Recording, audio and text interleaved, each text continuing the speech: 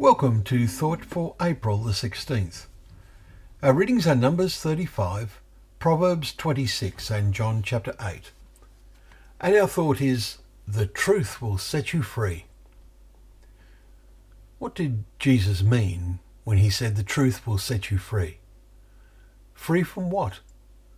The 8th chapter of John today contains aspects of the teaching of Jesus that we have to think around and put into context to get the correct meaning.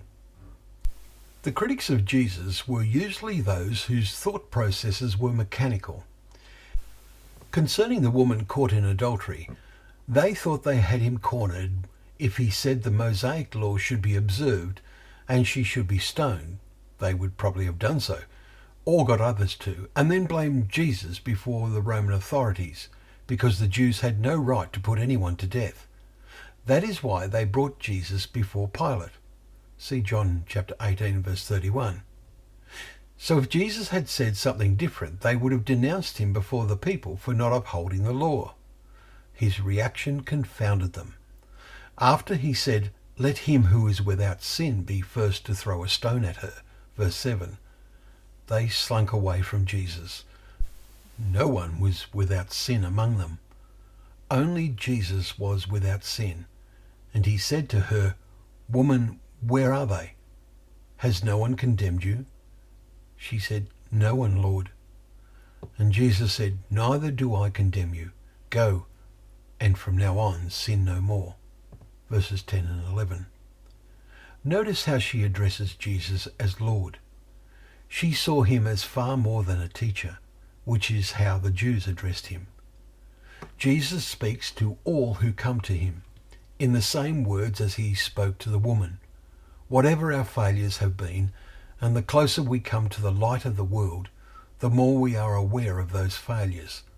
But we also learn the truth of his words. Whoever follows me will not walk in darkness, but have the light of life. Verse 12. And all the darkness in our character will be obliterated. Indeed, Christ will then be formed in you, as Galatians 4 verse 19 says.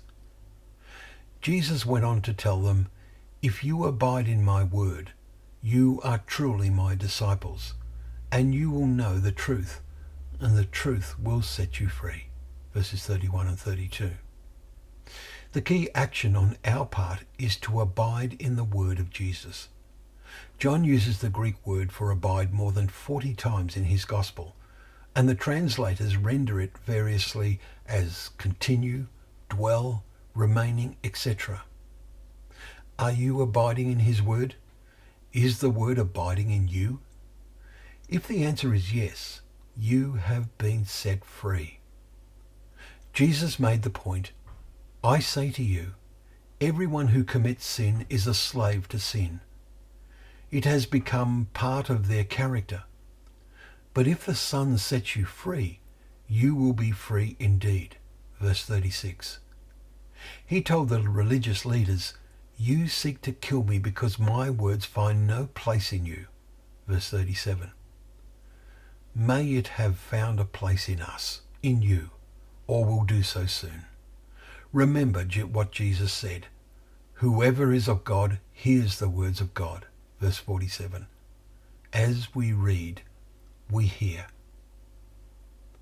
Thank you once again for joining us for Thought for the Day, where together we can open up the pages of God's Word, remembering that that Word is a lamp to our feet and a light to our path.